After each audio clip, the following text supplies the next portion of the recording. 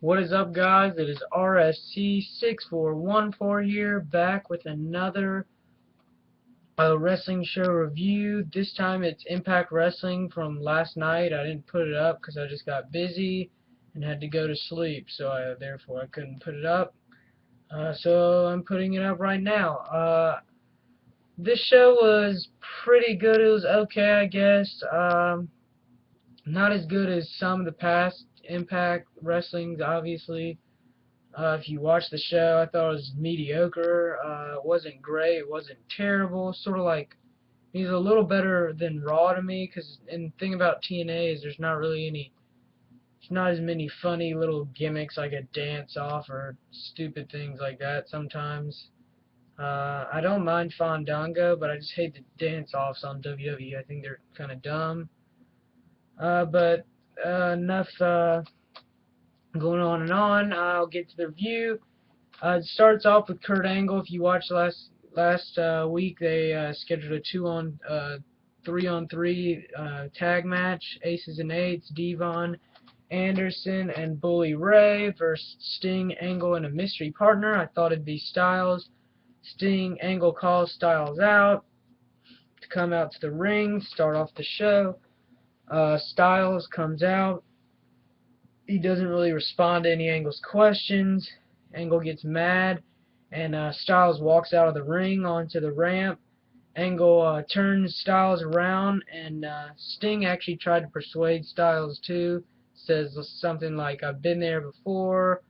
I've been in your position. Felt like I didn't get a fair shake. Blah blah blah." And that's when Angle yells at him. Styles walks out, and Angle comes at him, turns him around, and pushes Styles. Styles hits him. The refs try to break it up. We go to commercial. We come back, and Styles is walking out, and he's in the back.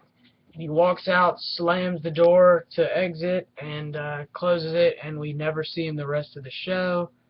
That was okay. I mean, I like AJ Styles. It would have been cool to have him in a match, but he wasn't in it. I'll get to it later, who actually, if there's a partner or if it's 2-on-3, I'll get to that towards the end of my video. Then we have, let's see, I'm trying to think of the match. Tara and Gail Kim versus, I think it was Mickie James and Velvet Sky. This match was okay, I guess. I do like the Knockouts division somewhat better than the WWE Divas. I think some of the wrestlers are more talented, but that takes us to the start of the match. Let's see what happens towards the end. I didn't watch a ton of this match, wasn't paying as much attention, but I think there was sort of back and forth, a couple near falls. I know there was a figure 4 lock by Gail Kim after the match ended, but I think Sky won with the I'm trying to think. Oh yeah, tosses her. Gail Kim, I think, tosses or somebody tosses Tara into Jesse, and Jesse she knocks Jesse off, and then I think Velvet Sky rolls her up for the 1, 2, 3. That's it, and Velvet Sky, Gail, and Mickie James win. Sorry guys, I'm having trouble with this match because I didn't watch as much of that match as I did some of the others, but afterwards Gail Kim hits Tara from behind, puts her in the figure 4 lock against the ring post like she did to Taryn Terrell last week, and the refs have to come break it up. That brings us to, I think it is Aces and Eights in the back telling D'Lo Brown he needs to meet him in the ring. They come out to the ring. Aces and Eights, Bully Ray says that D'Lo's a disgrace. Nobody in Aces and Eights should say I quit, because he said I quit to Kurt Angle last week. D'Lo, he's going to take off his little Aces and Eights jacket, says he'll be kicked out of the group. D'Lo's like, give me another chance, I'll have a match. Magnus has a match tonight, and he says, no, Bully Ray says no, you'll watch it from the ringside with the timekeeper, and we'll put Doc in the match against Magnus. Again, this match I was in the bathroom for most of the match actually, so I missed some of this too. From what I saw, it was pretty good. There was a F5 towards the end. Doc delivered, and D'Lo tries to grab onto Magnus's leg, and he misses Magnus's leg and grabs Doc instead. Grabs Doc's leg instead, and Magnus rolls Doc up for the 1, 2, 3. Magnus wins the match, and you could tell that it wasn't going to be good. Didn't look good for D'Lo. All he had to do was help Doc win, and he would be for sure in the group. Still, we'll find out later what they're going to decide to do to D'Lo, and I'll tell you that later in the review. The next match, we go backstage. I think maybe this was before the Aces and Eights, but it was Christopher Daniels and Kazarian Bad Influence gives James Storm some beer in the back to kind of like, not really to bribe him, but just sort of give him a incentive maybe to be in their favor a little bit. So I guess it could be bribing. James Storm cracks a beer open, drinks it, goes off, and if you don't know, that takes us to the next match, which is Bad Influence, which is Austin Aries and Kazarian versus it's Christopher Daniels and Kazarian, Bad Influence, sorry guys, and versus Austin Aries and Bobby Roode. Sorry, I don't know why I said Austin Aries, but this match was okay. I'll get to the finish in a second. It would have been a lot better if the match had finished cleanly. The match doesn't even finish. It's sort of stupid. There's sort of some Austin Aries hits the brain buster. There's a near fall maybe, and then James Storm's ref. He's the guest ref of the match. If you don't know, James Storm refs, and then Aries gives him a beer, and he's like, take it. Then Storm drinks it. I don't understand this part, but Aries argues like, maybe why are you drinking during the match? James Storm delivers a hold on guys. James Storm delivers the last call. Sorry, I forgot his move. It was basically super kick to me, but they call it the last call, so whatever. And he's trying to hit it on Aries. Sorry guys, again I messed up. And he instead kicks Daniels in the face. Daniels is out. Aries is like, count, 1, 2, 3, but Storm goes 1, 2, and then stops, and earlier in the match, by the way, I forgot to mention, Daniels rolls Aries up holds the tights or whatever, or Aries rolls Daniels up, holds the tights, Daniels rolls Aries up and holds the tights. He says count. Storm says no, you're cheating, and then that's when Aries starts arguing and stuff, and then it's sort of a confusing ending to me. But sorry, I'm getting a little frustrated. Don't know why I keep messing these names up. Sorry, guys. But after that, Storm walks out after he delivers the last call on. He doesn't count to 3 because it's not fair. He walks out. That's it. And they're all like, so there's no #1 contender for the tag titles.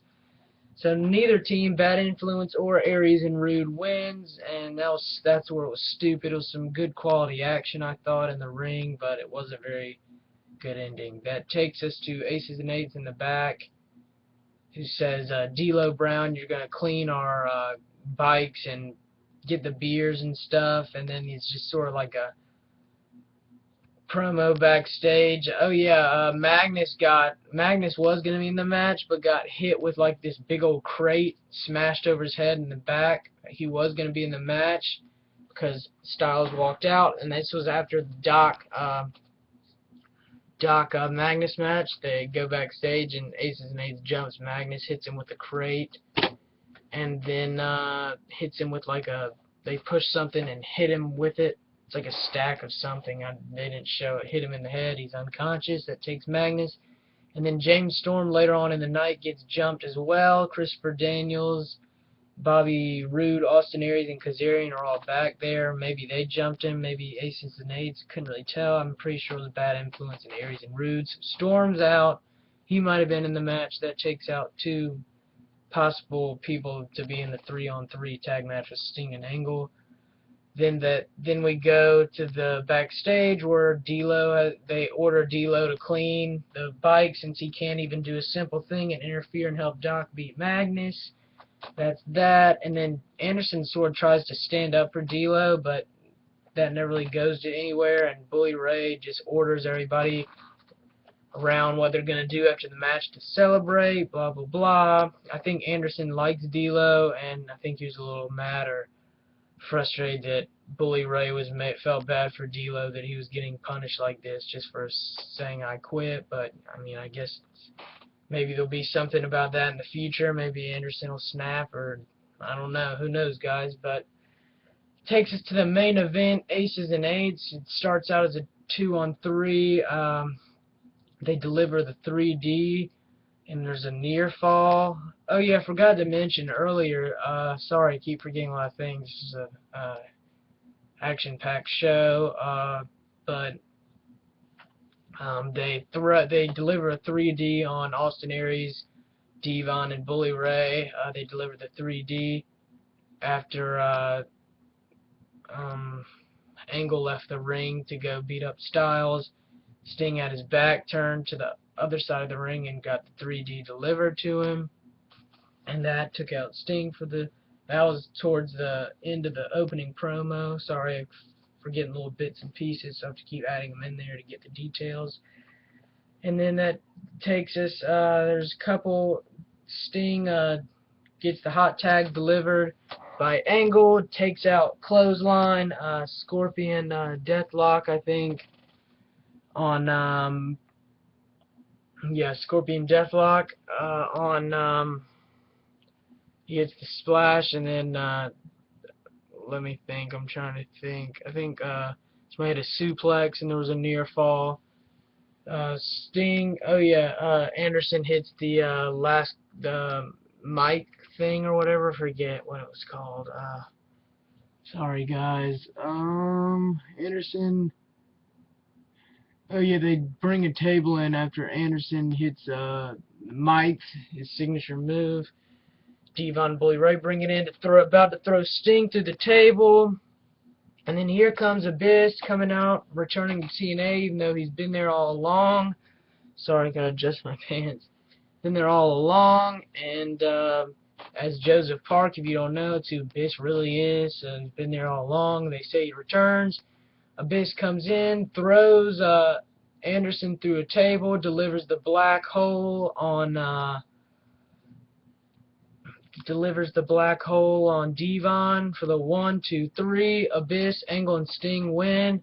Take out Aces and Eights. This is definitely going to be a feud, probably leading up to Slammiversary with Abyss. Bully Ray's like shocked, like he can't believe it. Sting can't believe it. It was pretty cool because Abyss is one of my top 3 favorite wrestlers in TNA, so I'm happy he returned. Maybe this will be a part-time thing. Hopefully he'll be here for the rest of for a while, and in the future. I hate Joseph Park. He's annoying, and he can't wrestle when he's in the Joseph Park gimmick. He's like this underdog. I don't like him. He's annoying to me. Abyss, I like him a lot more. He has a cool mask, and I like his moves. He's definitely a better wrestler. Joseph Park looks like he doesn't know what he's doing out there, even though they're the same person, and they can wrestle just the same, but TNA forces Joseph Park, I guess, to look retarded in the ring in a tracksuit. Enough of me getting angry about that. Overall, the show was decent. I'd have to give it a 7 out of 10, maybe a 6.5. It was pretty good. Wouldn't say it was great. Would probably a 7.5 if the Bad Influence Rude Aries match had a finish, but it didn't. So give it a 6.5 or a 7. 7 out of 10. I'll give it a 7 for the heck of it. I hope you enjoyed the video. Sorry I struggled a little bit through it. I don't know why I kept messing up some names, but promise I'll do better in the future. Check out my videos, leave a comment, and I'll have my WWE Superstars review up later, probably in the next hour or so, because I have Hulu Plus, but I just didn't watch it yesterday, so I'm going to watch it in a sec. Yeah, check out my videos, subscribe. Thanks, guys.